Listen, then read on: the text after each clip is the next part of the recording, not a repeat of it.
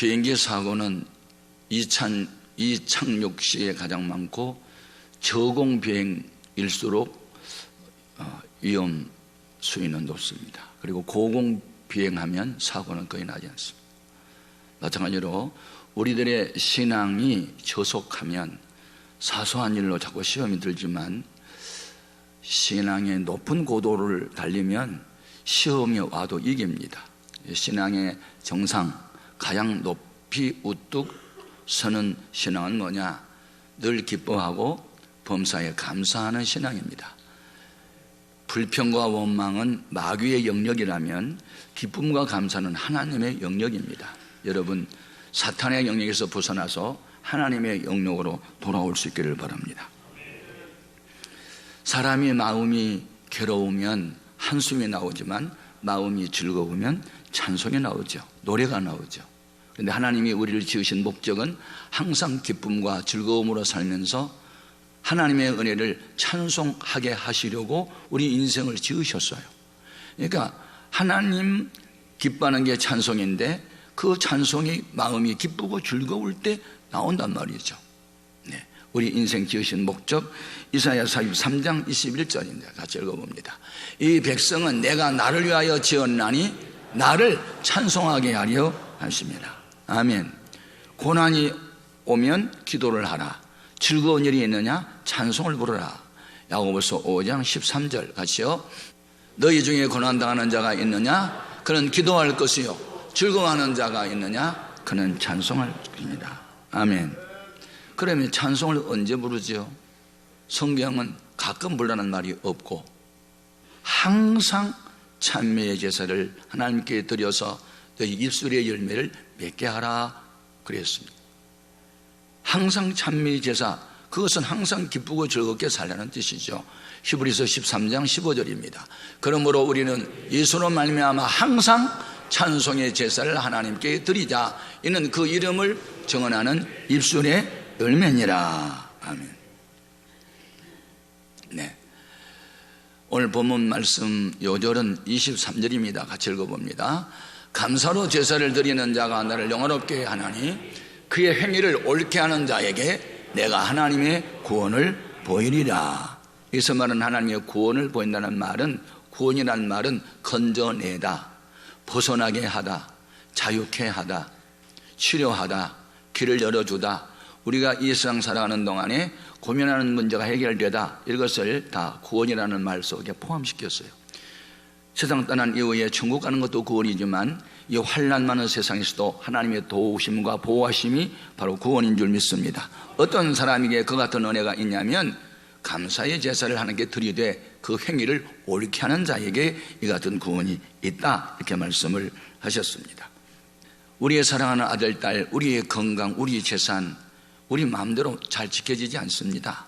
하나님이 지켜주셔야만 가능합니다. 이 세상에 소위 보호자라고 하는 부모님들이 있지만 집 나간 아이까지 보호를 못합니다. 시간과 공간의 제한을 받아서. 그러나 시공을 초월하신 하나님의 손길이 함께하면 어느 상태에 있어도, 상황에 있어도 하나님이 지켜주면 보존이 되는 것이죠. 하나님을 사랑하고 그 뜻대로 살아가는 사람들은 하나님이 세상 끝날까지 우리를 지키고 보호해 주기로 약속을 하셨습니다. 시편 121편 7절입니다. 같이요. 여호와께서 너를 지켜 모든 환난을 면하게 하시며 또 내 영혼을 지키시리로다. 아멘. 그러면 세상 살아가는 동안에도 하나님의 구원의 손길이 항상 함께 하는 삶을 살기 위해서 어떻게 해야 되는가? 첫째는 감사의 제사를 드림으로 신앙의 정상에 서 있어야 합니다. 여기서 말하는 정상이라는 것은 꼭대기, 맨 위라는 뜻입니다. 신앙의 정상은 뭐냐? 감사예요. 만일 여러분이 감사하면서 살 수 있다면 여러분은 신앙의 정상에 서 있습니다. 사람들이 등산할 때 정상에 오르면 정복했다는 어떤 성취감 때문에 야호를 외치고 아주 기분 좋아하잖아요. 신앙의 정상은 감사하며 사는 겁니다. 여러분 산행 중에 길을 잃었다 그러면 아래로 내려가면 길을 못 찾습니다. 정상으로 올라가면 길이 보입니다. 우리가 나그네 인생 살아가는 동안에 어둡컴컴한 꼴짝에 빠질 있어요. 질병으로, 사고로, 내 마음대로 안 되는 일로 등등. 그럴 때 불평하고 원망을 하면 더 수렁으로 빠져버립니다. 그런 와중에서도 신앙의 정상으로 올라가야 되는데 그게 감사의 제사예요. 감사를 하게 되면 어두움은 물러가게 되고 길이 보이게 되는 줄로 믿습니다. 전에 여호와 하나님이 아브라함을 선택하시고 그에게 복을 주시기 전에 복 받는 비결을 가르쳐 주셨는데 그건 바라봄의 법칙을 사용하도록 했습니다. 아브라함아, 내 눈에 보이는 것을 내게 주겠다. 좀 바라봐라. 자, 창세기 13장 14절 이하입니다. 롯이 아브라함을 떠난 후에 여호와께서 아브라함에게 이르시되 너는 눈을 들어 너 있는 곳에서 북쪽과 남쪽 그리고 동쪽과 서쪽을 바라보라. 보이는 땅을 내가 너와 내 자손에게 주리니 영원히 이르리라. 바라보라는 것. 보이지 않는 것은 안 주겠다. 보이는 것을 줄게. 그러면 여러분에게 하나님께서 어느 날 찾아오셔서 너 눈을 들어 바라봐라. 내 시야에 들어온 땅 다 줄게.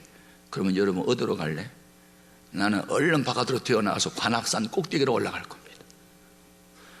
관악산 꼭대기 정상에서 바라보면 과천시, 안양시, 군포시, 인천까지 보입니다. 그리고 서울시는 다 보이고 보이는 땅 다 준다는데 높은 데로 올라가야지. 여러분, 신앙의 고지는 감사라는 고지에 올라가면 다 보이게 돼 있어요.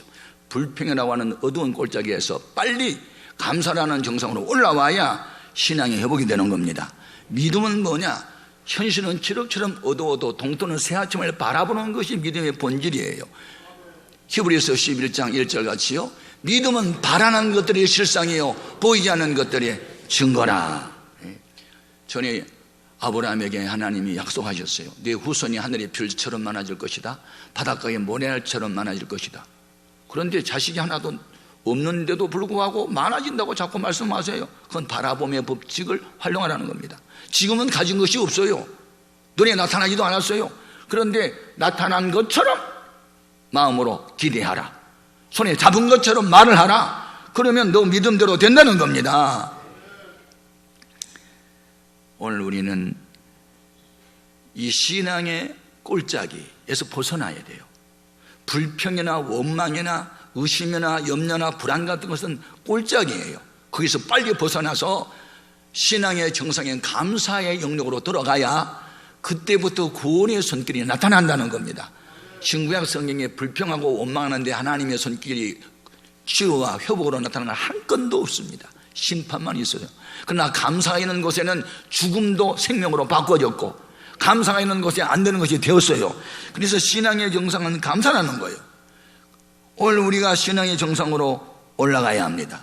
현대인은 지식이 없어 고갈이 아니고 양식이 없어 배고픔이 아니라 진리를 경험하지 못해서 고독하고 슬프고 죽고 싶고 희망이 안 보이는 거예요. 방법은 하나밖에 없어요. 회개하고 하나님께로 돌아오는 길 외에는 방법이 없어요.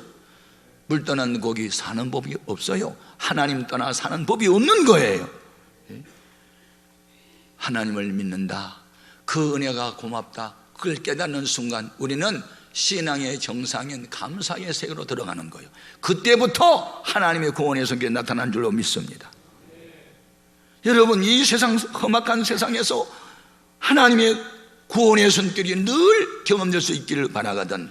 두 번째 할 일은 이미 받은 은혜에 감사하며 살아야 합니다. 이미 받은 은혜가 얼마나 큽니까? 자, 신명기 16장 17절에 어떤 일로 감사하라고 했는지 확인해 봅니다. 각 사람이 내 하나님 여호와께서 주신 복을 따라 그 힘대로 드릴지니라. 성경에 지키라는 수장절은 추수한다는 숫자에 장자는 저장하는 장자입니다.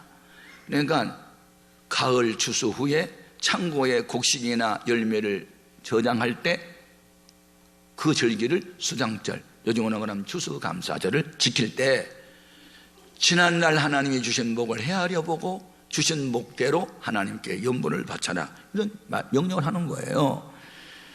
2015년 우리나라 이 보건업계의 화두는 메르스였어요. 국내 최고의 병원들도 메르스 습격 앞에서 속수무책이었습니다. 2003년도에는 사스, 2005년도에는 조루, 독감, 2009년도에는 신종 플루엔자, 많은 사람들이 그로 인하여 죽었어요. 세계 도처에서 발생한 기근, 홍수, 태풍, 가뭄, 교통사고 등으로 수많은 사람이 유명을 달리했어요.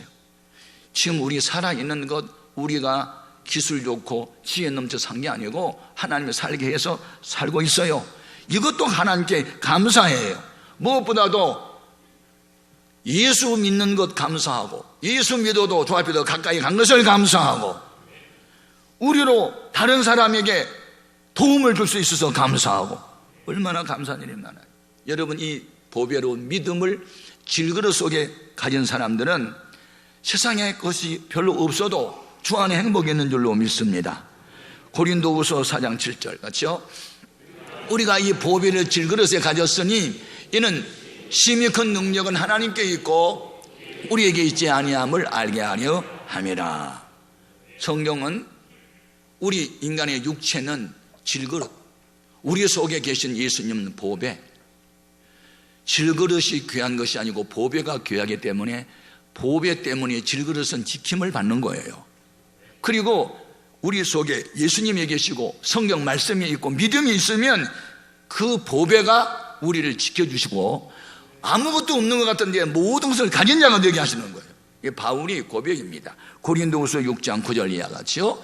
무명한 자 같으나 유명한 자요, 죽은 자 같으나 보라 우리가 살아있고 징계를 받은 자 같으나 죽임을 당하지 아니하고 근심하는 자 같으나 항상 기뻐하고 가난한 자 같으나 많은 사람을 부유하게 하고 아무것도 없는 자 같으나 모든 것을 가진 자로다.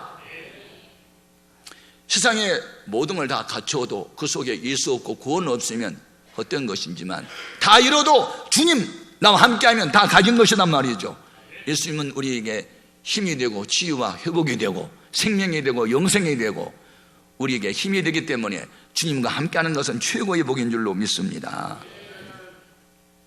이런 은혜를 헤아려서 하나님께 연보를 바치는데 추수감사 때는 힘껏 드려라, 하나님의 명령이에요. 사무엘상 1장에 나오는 엘가나와 결혼했던 한나의 이야기입니다. 한나는 아이를 갖기를 그렇게 원했지만 하나님이 허락을 하지 않으니 임신이 되지 않았죠. 이 세상에 어떤 일도 하나님의 허락 없이는 되는 일이 없어요.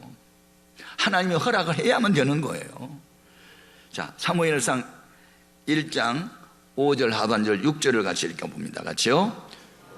여호와께서 그에게 임신하지 못하게 하시니 여호와께서 그에게 임신하지 못하게 하심으로 그의 적수인 분이 나가 그를 심히 격분하게 하며 괴롭게 하더라. 엘가나라고 하는 사람이 자기 본처가 아이를 낳지 못하자 다른 여자를 얻어 아이를 낳다. 그 다른 여자가 이 본처인 한나를 괴롭혔다, 그런 뜻이에요. 얼마나 억울해요. 그래서 억울하니까 어떻게 됐어요? 힘들고 어려움 당할 때 진정증한 게 아니고 성전에 나와가지고 울며 불며 기도를 해요. 여자들이요, 부부 싸워서 친정집으로 도망가지 말고 교회 와서 기도하시라. 한나가 그렇게 했어요. 자, 사무엘상 1장 10절 이하 같이요. 한나가 마음이 괴로워서 여호와께 기도하고 통곡하며 서원하여 이르되 만군의 여호와여, 나를 주의 여종의 고통을 돌보시고 나를 기억하사 주의 여종을 잊지 아니하시고 주의 여종에게 아들을 주시면 내가 그의 평생에 그를 여호와께 드리고 삭도를 그의 머리에 대지 아니하겠나이다. 하나님은 이런 기도를 원했던 겁니다. 뭘 하나님께 드리겠다 바치겠다 그런 기도 아무나 한 게 아니고 병들어 죽음의 위기에 빠졌을 때 내 병 고쳐지면 주위에 살게요, 그런 기도 자연히 나오게 돼 있어요.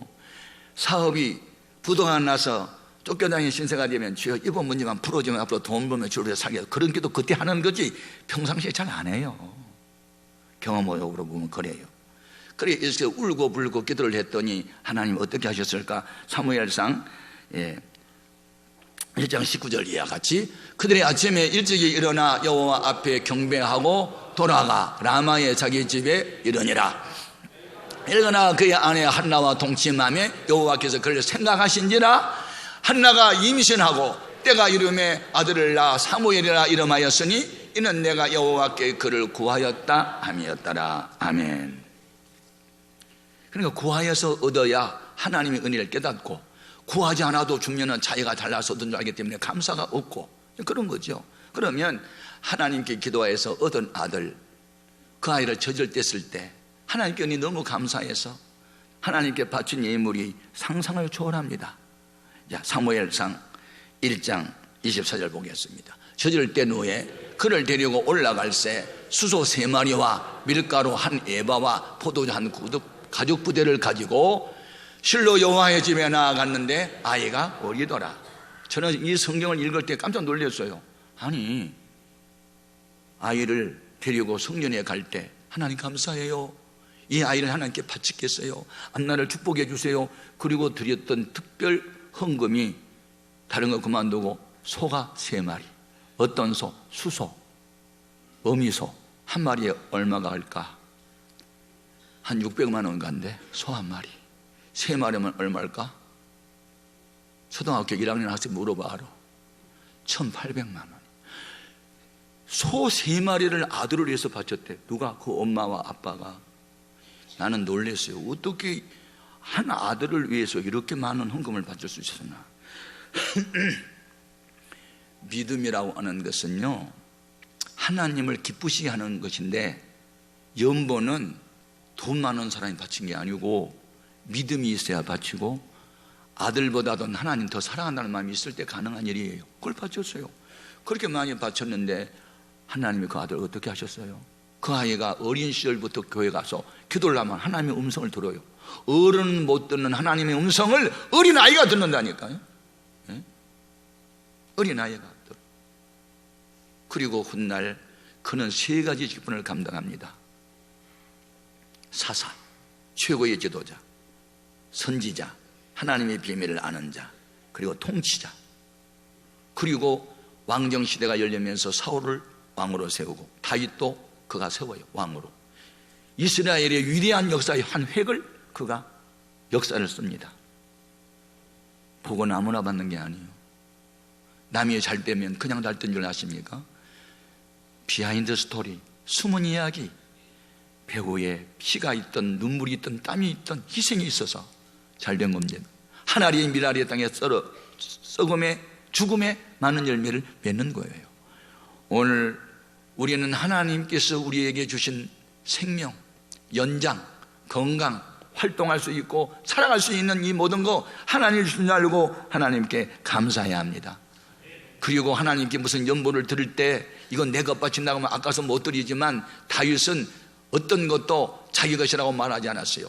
내가 갖고 있는 이것마저도 하나님이 주신 것이니 주님께서 주신 것을 다시 바칩니다. 이런 가벼운 마음으로 드려요. 다윗이 그랬어요. 자, 역대상 29장 14절 같이요. 나와 내 백성이 무엇이기에 이처럼 즐거운 마음으로 드릴 힘이 있었나이까? 모든 것이 주께로 말미암아 싸우니 우리가 주의 손에서 받은 것으로 주께 드렸을 뿐이니이다. 이건 성전 건축할 때, 건축헌금 바칠 때 했던 다윗의 말이에요. 아버지는 바쳤고 아들 솔로몬은 성전 건축 7년 동안에 완성하고, 그래서 그 집안이 대대로 복 받은 거 아니겠어요? 여러분, 오늘 우리는 받은 은혜에 감사하는 추수감사절 되기를 바랍니다. 3번째는 받을 복을 기대하면서 또 감사해야 돼요. 신명기 16장 13절 이하에 같이요. 너희 타작마당과 포도주 틀에 소출을 거두어 들인 후에 이래 동안 초막절을 지킬 것이요, 절기를 지킬 때에는 너와 내 자녀와 노비와 내 성중에 거주하는 내 인과 객과 과와 가부가 함께 즐거워하되 내 하나님 여호와께서 택하신 곳에서 너는 이래 동안 내 하나님 여호와 앞에서 절기를 지키고 네 하나님 여호와께서 네 모든 소출과 내 손으로 행한 모든 일에 복 주실 것이니 너는 온전히 즐거워할지니라. 아멘. 복 주신 것이니 아니고 복 주실 것이니는 미래형이요, 미래. 지금은 어떻게 살았던 간에 앞으로 받을 복을 기대하면서 감사하라고 말이에요. 이것은 믿음이 없이는 못하는 거죠. 현실은 어려운데 뭘 드리고 바쳐요? 그런데 하나님이 살아계심을 믿는다면 주실 복을 기대하면서 감사해라, 이렇게 말씀하신 거예요. 그런데 하나님께서 이 같은 복을 기대하는 사람에게는 반드시 시험하세요. 이 시험은 템테이션, 유혹하는 시험이 아니고 테스트, 진짜냐 가짜냐, 강도는 어느 정도냐, 실력은 어느 정도냐, 그것을 확인해보는 시험을 해요. 아브라함에게 하나님이 엄청난 복을 약속하시고 시험을 하셨어요. 너 아들이 좋아, 내가 좋아? 아들을 사랑해, 나를 사랑해? 둘 중에 하나를 선택하라면 무엇을 선택하겠어? 그거 시험하여. 너 100세에 얻은 외아들 있지? 나에게 번제로 바쳐. 이렇게 시험하세요. 여러분, 이 시험에 누가 합격을 해요? 하나밖에 없는 아들 하나님께 바쳐라고. 그런데 아브라함은 하나님이 주신 아들이니 하나님께 다시 돌려드릴게요. 그리고 그 아들을 바쳐요. 이 시험이 합격을 한 거예요. 그때 하나님에게 약속한 복이 창세기 22장 16절 이하 같이요. 네가 이같이 행하여 내 아들 내 독자도 아끼지 아니하였은즉 내가 네게 큰 복을 주고 네 씨가 거기에 번성하여 하늘의 별과 같고 바닷가의 모래와 같게 하리니 네 씨가 그 대적의 성문을 차지하리라. 또 네 씨로 말미암아 천한 만민이 복을 받으리니 이는 내가 나의 말을 준행하였음이니라 하셨다 하니라. 아멘. 복은 말씀을 듣는 사람이 받는 게 아니라 준행하는 자입니다. 말씀한 대로 행한다, 그 준행이라 그래요. 제가 나이 40이 넘은 저희 아내에게 여보, 앞으로 다음 세대를 위해서, 그리고 이 지역이 그 부부 맞벌이가 많으니까 어린아이를 위해서 유아 교육을 좀 하면 어떨까? 이 나이에 무슨 공부를 또 해요? 누구 말? 우리 아내 말. 그래도 배운 것이 좋아, 학교가. 그래서 늦게 대학을 갔어요. 유아 교육을 전공하러 4년제. 그걸 졸업했어요. 그러니까 지금 어린이집 원장하면서 얼마 전에 그래요. 여보, 나 당신께 감사해요. 뭘? 나 안 가겠다는 유아교육 하라겠는데 내가 나이 들어가면서 이 어린아이들 사랑하고 학부형들 전도하는 게 왜 이렇게 즐거워? 내 말 들어서 너 복 받았네. 또 우리 교회 청년들이 많이 오는데 애들 살기가 너무 힘들고 어려워. 그리고 막 자살하고 싶다 그러고, 여보, 요즘에는 상담학을 좀 하면 좋겠어. 당신 상담학 좀 해. 여보, 내 나이가 얼마인데 지금 공부를 해? 가. 알았어. 그리고 박사과정을 하고 나더니 요즘에 얼마나 신바람 나는지 몰라. 지금 관악구 안에 49개 학교에 상담단을 다 보냈어요. 중고등부 초등학생들 상담하라고. 그런데 나는 잘 몰라, 상담에 대해서. 우리 아내가 다 속속들이 하니까 다 이렇게 핸드링을 할 수 있고 고칠 수 있는 게 얼마나 좋은지 몰라. 그러니까 요새 자기 살만 났대. 누구 말 듣고? 내 말 듣고. 내 말이 아니에요. 우리는 무슨 직업을 위하고 돈벌이를 위해서 공부한 게 아니라 어떻게 하면 사람을 살릴까?